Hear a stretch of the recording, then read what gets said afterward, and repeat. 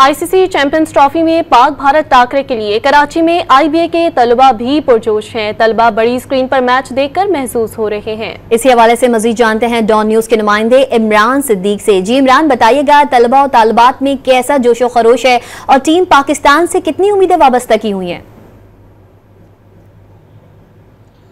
हाँ जी बिल्कुल, पहली इनिंग्स में पाकिस्तान की टीम यहाँ पर बड़ा स्कोर करने में कामयाब नहीं हो सकी। यहाँ पर आईबीए यूनिवर्सिटी में बड़ी स्क्रीन लगाई गई थी, तलबा और तालिबात ने पूरा मैच एंजॉय किया और लेकिन पाकिस्तान की टीम की बैटिंग लाइन ने बड़ा स्कोर नहीं किया और 242 रन का हदफ दिया है। अगर हमारे अकब में कैमरामैन बीके दिखा सकें, अभी भी पूरा एक फेस्टिवल माहौल है और भारत की बैटिंग लाइन जो है वो अब शुरू हो चुकी है। पाकिस्तान को इस हदफ को डिफेंड करने के लिए लगता यूँ है और तलबा और तालिबात का भी यही मानना है कि पाकिस्तान को इब्तिदा में जो है वो विकेट्स लेना होंगी, पावर प्ले में 2 से 3 विकेट्स लेना होगी, तभी जाके पाकिस्तान की टीम जो है वो ये हदफ डिफेंड करने में कामयाब हो सकती है।